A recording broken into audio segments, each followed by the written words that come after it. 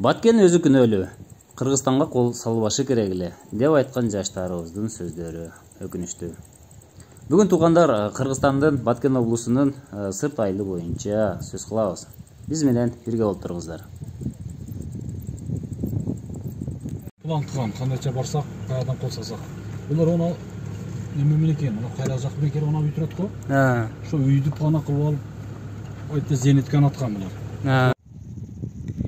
1999 жыл. Сентябрь айы. Мажахаттар Кыргызстанга кол салган мезгил.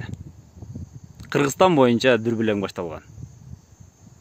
Мажахаттар мына ушул тоолордо жүрөт деп, кыргыз аскерлери мына ошо тоону зенитка менен аткылап аткан.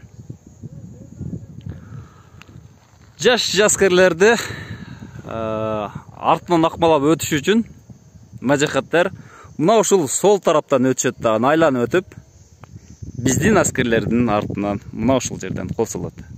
Демек, зенитка мына ушул жерде турган. Биздин жаш аскерлер артынан атылып өлөт. Мына ушул жерде турабыз. Айдеркен шаары сырт айылы. Аркы бети Баткен районуна караштуу Сай айылы деп эсептелет. Деңиз деңгээлинен бул жер 1700 метр бийиктикте турат. Бул жака да ысыктык эми чыгыптыр, өрүктөр эми буша баштаган мезгил. Чөп сезон экен. Аркы бетте көрүп турасыздар. Чөмөлө кылып атышкан элдер. Астында мына ушундай чоң сайда суу агат. Мына ошол тоодон агып түшкөн сууну айыл негизинен суу ичет.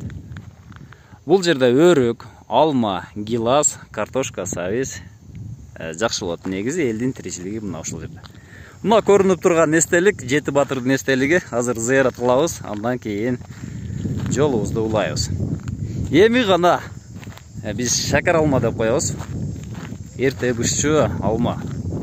Мына ошол алмалардын бышкан мезгили.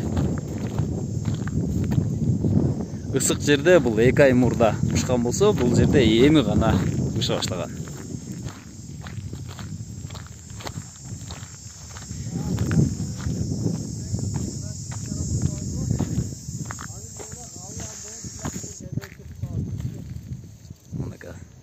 Өтө сонун болуп бышкан учур.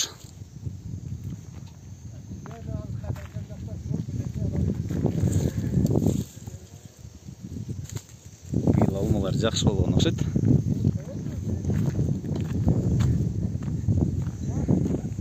Бул тактайчага жарылбай калган ок-дарылардан сак болгула деп жазып коюптур, аларга тийбегиле дейт.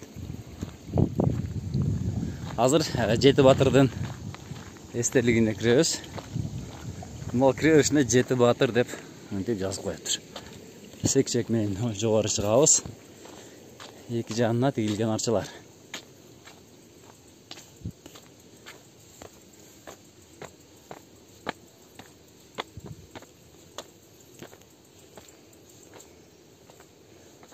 Арчалар сонун жыт берип турат экен бу жерде. Мынакей алма. Алмалар кызыл болуп, сонун болуп бышып калыптыр.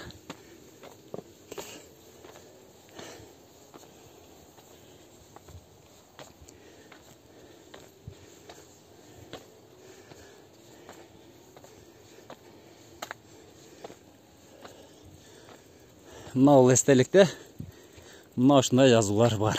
1999 жылы 18 сентябрда ата мекендик үчүн курман болгон батырлардын ысымдары элдин жүрөгүндө түбөлүккө сакталат деп жазылыптыр. Мына ушул Баткен окуясында ата мекен үчүн 53 жоокерибиз курман болгон. Биз силерди эч качан унутпайбыз, эч качан эсибизден чыкпайсыңар. Эрдигиңер үчүн тажим кылабыз.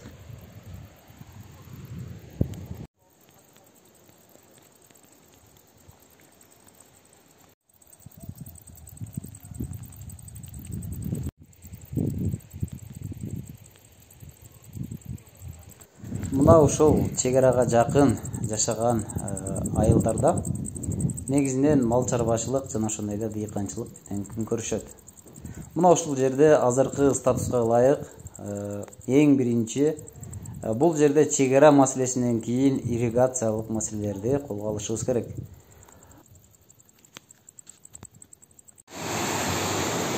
Сіздерге негізінен көрсетейін деп отқан нәрсе мына.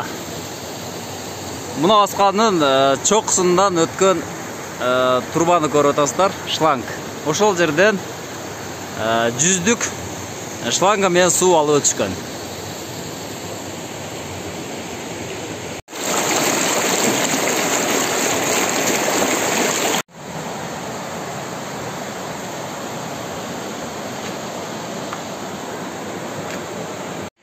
Мына бизден кетіп отқан жолыбыз ашууну көздөй алып бара турган жол. Бул жакта жайлоо бар, жайлоодон кийин бийиктөө бар, андан кийин ашуу.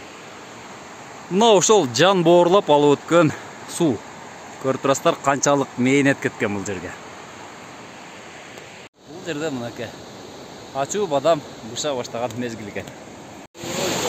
Головнойдун башыга мурап келди, мынакей резина түгүн көтөрүп суу бөлүштүрүп атат. Азыр бул жерде сууну бөлүштүрөт. Азыр мен асылып, мына ушул таш каскага чыгып келатам. Мына чыгып кеткен жагым тегите ылдыйда дарыяга атат. Мына ушул бийиктикке мына ушул шланганы алып чыгып, суу алып өтүшкөн.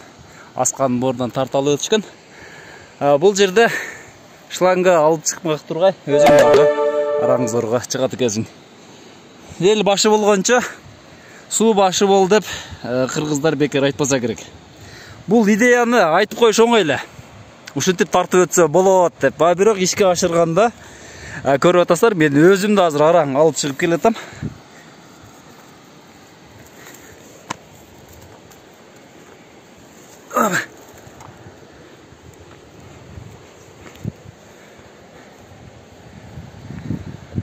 Мына жүздүк шланга менен тоонун борунан алып өтүшкөн. Азамат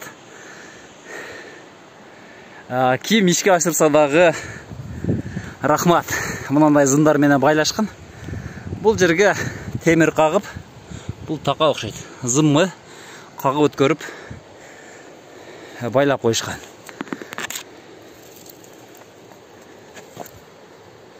Мына көрүп турасыздар.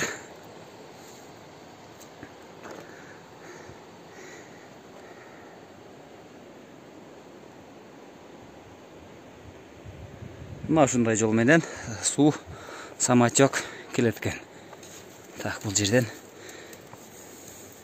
өтө этият өтүш керек.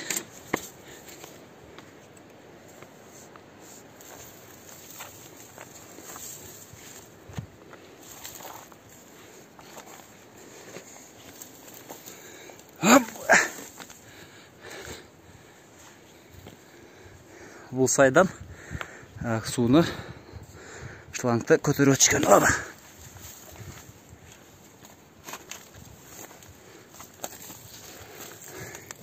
Көрүп турасыздар, астына тирөөч коюлуп тур. Бул жака зым менен байланган. Мына туугандар. Тоонун бору менен шланга менен келатат. Эгерде айылда суу көйгөйүн кандай гана жол менен болбосун чечип кое турган болсок, анда эл өзү бакчаларын, дыйканчылык аянттарын өздөрү жолго кое алышмак. Сиздер менен Бага Суроо Кыргызстан каналы болду. Тынч аман болуңуздар. Машина